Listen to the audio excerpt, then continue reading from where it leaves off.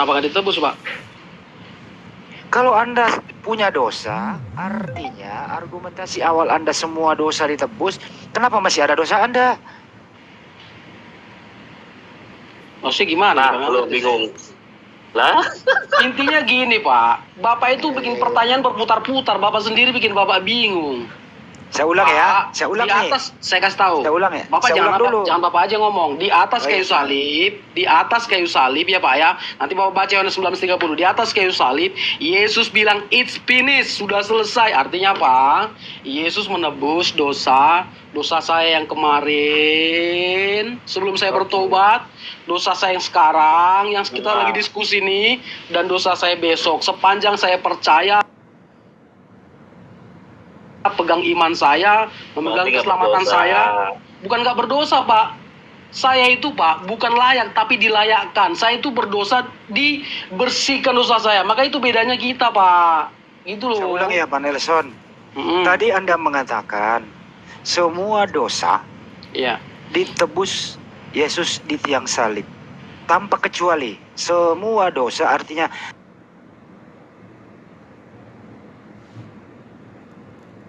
tidak ada kecualinya. Pertanyaan tadi sederhana. Kalau semua dosa sudah ditebus Yesus di tiang salib, apakah Pak Nelson hari ini mempunyai dosa atau tidak? Punya dosa, Pak, saya, Pak. Berarti Tapi nggak semua udah ditebus. ditebus. Berarti semua nggak ditebus. Aduh, macam mana saya menjelaskan ke Bapak nih, mau putar-putar. Kagak, ini ada nggak? Gimana sih Pak Nelson ini? Pak, bahas topik lain aja lah, Pak, biar nggak mutar-mutar, Pak. Beneran, karena apa? Gini loh, Pak. Karena Bapak menggunakan pengertian Bapak dengan konsep keselamatan Yesus. Akhirnya Bapak sendiri, jangan ketawa, Pak. Kalau Bapak ketawa, gini loh. Kesannya, Bapak itu benar gitu, Bapak itu menang gitu. Enggak Bukan. gini. Pak Nelson, Ada apa gampang arti- ini, Bang Andi, gini, sebentar. gini. Apa arti kata semua? Aduh. Intinya gitu, Pak. Siapa yang percaya Yesus, diselamatkan. Nggak percaya akal dihukum. lagi, akal lagi. Tipis besar jengkol, Pak. Nggak usah dikoma-komain, Pak. Gitu loh. Nggak gini ya bro ya. Gimana, Tadi Pak? kalau semua dosa ditebus di tiang salib oleh Yesus, baik dosa yang dulu, dosa yang sekarang, dosa yang akan datang. Ya. Artinya di dalam diri Pak Nelson itu tidak punya dosa karena semuanya sudah ditebus oleh Yesus. Tapi Itu kan- pengakuan Anda tadi mengatakan Anda masih mempunyai dosa. Ini terjadi kontradiksi antara pernyataan awal dengan kenyataan yang Anda miliki sekarang. Jadi maksud Bapak saya jawab gini, saya nggak berdosa lagi gitu ya? Mestinya konsisten begitu. Salah, itu namanya nggak boleh, Pak. Salah itu.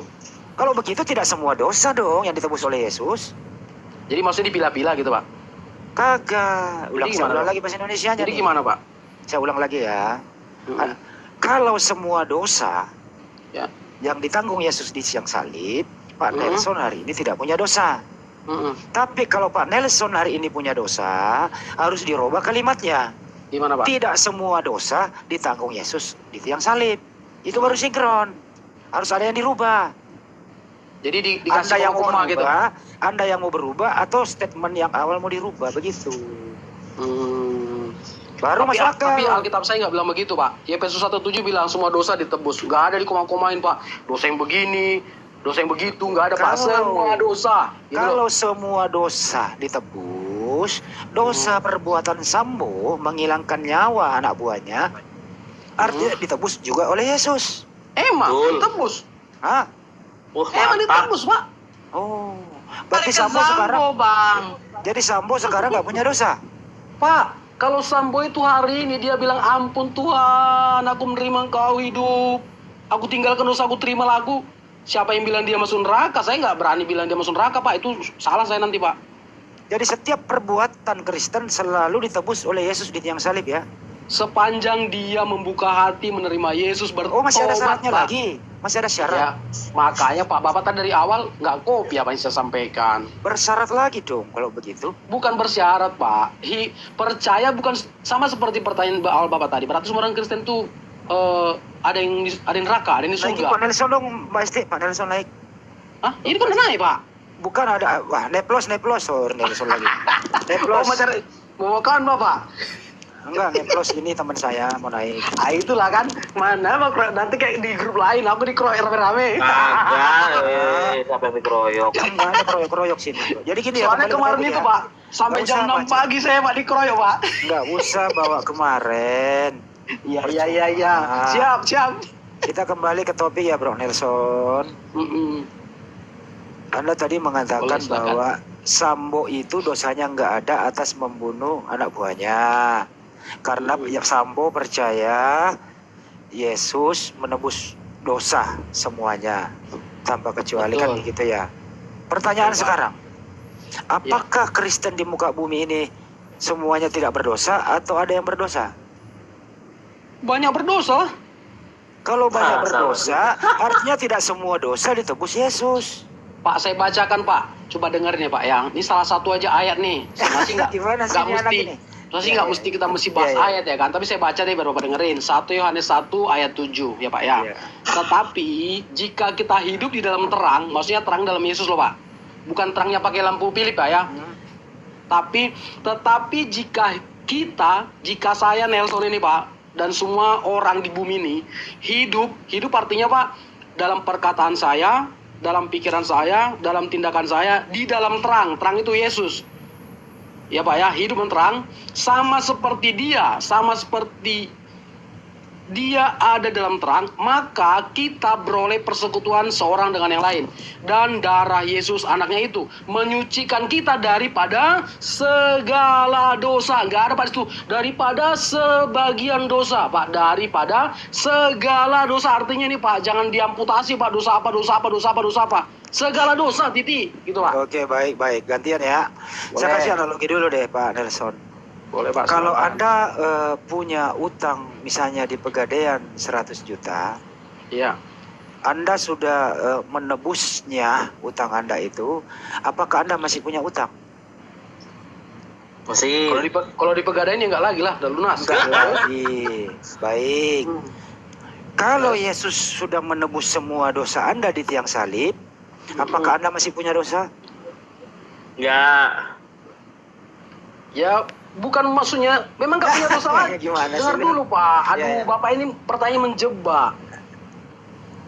Karena Bapak menggunakan analogi pengertian manusiawi untuk menerjemahkan Alkitab saya, nggak akan ketemu jawabannya Pak. Ya Pak ya. Analoginya gimana ya Bang? Yang benar Bang, coba Bang. Saya kasih Alkitab saya bilang begini. Jadi walaupun dia percaya Yesus, kalau dia nggak hidup sungguh-sungguh tadi seperti di awal saya bilang, percaya, setia, pegang firman-Nya sampai dipanggil Tuhan atau sampai Tuhan datang kedua kali, baru dia selamat. Kalau waktu hidup ini dia main-main dengan dosa, walaupun dia saya percaya Yesus, tapi dia tetap melakukan dosa, nggak ada ceritanya surga Pak, neraka menanti, gitu loh. Tadi dari awal Anda mengatakan semua dosa Mm-mm. tanpa kecuali ditebus Yesus secara sempurna di tiang salib. Mm. Kalau semua itu tanpa kecuali dosa apapun itu, Iya. gitu ya. Saya kasih analogi ke Anda. Semua utang Anda sudah Anda tebus atau ditebuskan oleh orang lain, artinya Anda sudah tidak punya utang lagi. Mm. Artinya adalah, apakah Anda masih punya dosa hari ini? Sedangkan Yesus sudah menebusnya di tiang salib. Anda masih punya dosa atau tidak? Gini Pak, Udah. saya paham. Dan ajaran inilah yang sekarang berkembang di salah satu negara Pak, yang bilang begini, Yesus sudah menebus dosa kita. Yuk kita sekarang berpesta seks boleh, kan dia tebus. Pak, saya baca firman-Nya Pak, Filipi 2:12. Karena itu saudara-saudaraku yang terkasih, ya, maksudnya kerjakanlah keselamatanmu dengan takut dan gentar, itu intinya Pak, ya. Karena Pak itu, Nelson, Pak ya. Nelson, saya sebenarnya itu ingin ketawa, tapi saya lupa cara ketawanya. Jadi mohon maaf ya, saya lupa loh.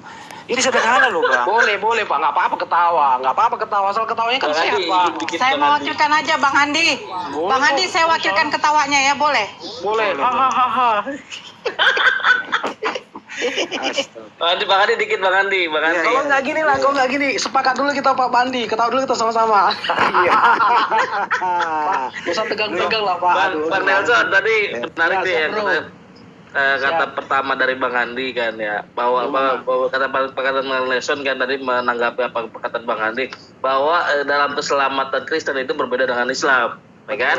Betul. Tadi Bang Ade menjelaskan itu dengan rahmat Tuhan, untuk mendapatkan rahmatnya itu seperti apa? Mentaati perintahnya dan menjauhi larangannya. Oh, Oke. takwa, Tapi takwa. Hmm? Bertakwa ya Pak. Iya, takwa kan itu. Iya. Sama kalau di pihak Kristen tadi Bang menjelaskan bahwa segala sesuatu dan barang siapa yang percaya kepada Yesus sebagai juru selamat, ya kan, dan memegang firman-Nya, itu pasti akan selamat kan. Betul. Nah, caranya untuk mendapatkan untuk memegang firman-Nya itu seperti apa gitu? Oke, saya jawab Pak. Nah, Jadi cara memegang firman keselamatan seperti apa? Saya kasih Bapak analogi. Misalnya gini nih, Pak. Bapak siapa namanya Pak? M3 aja M3. Ini nama Bapak pun nggak ada namanya sini. Ini M3 Namanya itu official. nama aslinya Sarwoto. Pak Sarwoto, misalnya gini nih Pak Sarwoto. Pak Sarwoto, saya kasih Pak Sarwoto tiket nonton Pak. Tiket nonton di 21. Film apa yang paling keren gitu Pak. Tapi Pak, film itu ditayangkan itu Pak bulan depan. Misalnya gitu. Pak, ini sama pertanyaan Bapak. Gimana caranya menjaga keselamatan ini? Caranya tiket Bapak tadi Pak, jangan sampai masuk di baju, kena cuci sama ibu, koyak, akhirnya Bapak nggak bisa nonton. Kan gitu Pak.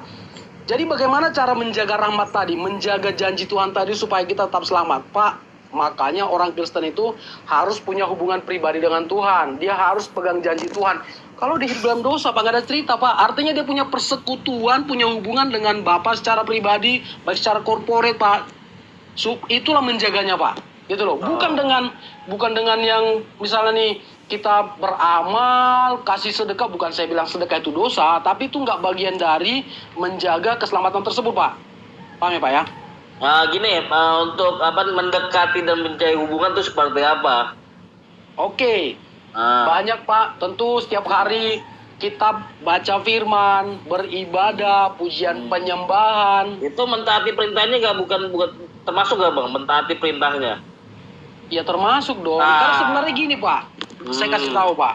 Kalau kita mau mengerjakan firman, ya Pak ya, dengan metode kita sebagai manusia biasa, dengan strategi kita saja, kita akan gagal. Kita akan gagal dan gagal lagi. Tapi ketika kita menyerahkan hidup kita, hati kita, pikiran kita kepada Tuhan, kita tundukkan kepada Kristus, Dialah yang memampukan saya Pak untuk berjalan dalam kebenaran firman-Nya. Jadi nggak cukup Pak hanya dengan strategi-strategi saya Pak. Saya mesti Pak angkat tangan saya. Saya bilang Tuhan Yesus tolong tuntun pimpin saya hari ini. Romo pimpin saya supaya saya bisa berjalan dalam kebenaran firman-Mu.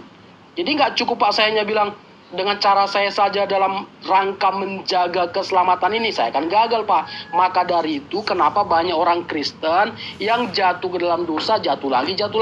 Hari Minggu dia di gereja minta ampun Tuhan. Hari Selasa bikin dosa lagi, Rabu bikin dosa lagi, hari Minggu balik lagi, ampun Tuhan, nangis. Begitulah terus sampai dipanggil Tuhan, nggak ada keselamatan Pak. Ya iya kan sama. Tadi kenapa Bang Naiswa bilang beda? Di dalam Islam itu menjelaskan untuk mendapatkan rahmat, ya mendapatkan rahmat Allah Subhanahu wa Ta'ala, itu caranya gimana? Itu untuk mendapatkan rahmat itu adalah mematuhi perintahnya dan menjauhi larangannya. Seperti apa larangannya? Jangan mencuri, jangan bersaksi dusta, jangan membunuh. Itu menjauhi larangan. Seperti apa lah perintahnya? Menyembah Tuhan selain Allah, dilarang menyembah. Oke? Ya kalau larangannya Pak, semua yang bertentangan dengan firman itu larangannya Pak, yang ada di Alkitab bahkan yang nggak ada di Alkitab. Dilarang narkoba nggak ada di Alkitab. Iya semuanya. Pak, saya potong nih Pak, ini coba ini seperti saya potong ya Pak ya biar kita enak di diskusi nih. Kalau kita bilang ini orang Kristen aja kah yang suka menghujat atau orang Islam yang suka menghujat? Coba kita baca nih komen ini, Misteri Krisokola. Kira-kira ini siapa nih? Personal Bang. Enggak, maksud saya tadi kan saya kembali ke awal dibilang ini sebenarnya yang menghujat ini siapa? Coba tanya yang hujat siapa yang hujat ini? Ini kayak coba dibaca nih. Orang lah itu biarin aja. Kalau saya sering dihujat saya biarin aja.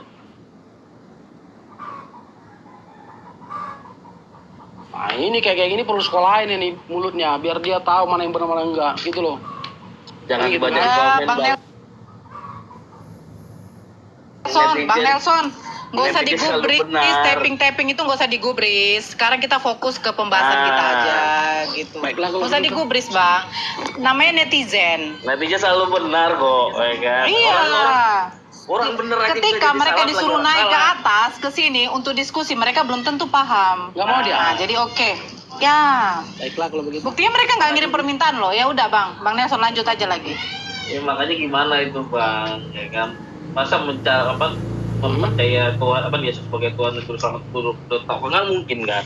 Hah? Tapi kan pernyataan dari Bang Nelson kan bukan hanya tok seperti itu, tapi harus memegang firman-Nya seperti apa kayak. Betul. Dan mungkin sama aja bang sama di konsep di Islam bang, itu nggak ada perbedaan sebenarnya, cuma salah mentafsirkan aja, mengeksegesinya. Itu. Oh, jadi kesalahan mengeksekusi saja Pak ya. Baiklah kalau begitu. Iya kan kelar udah cepat tuh, Bang Andi cepat tuh Bang Andi udah ngerti.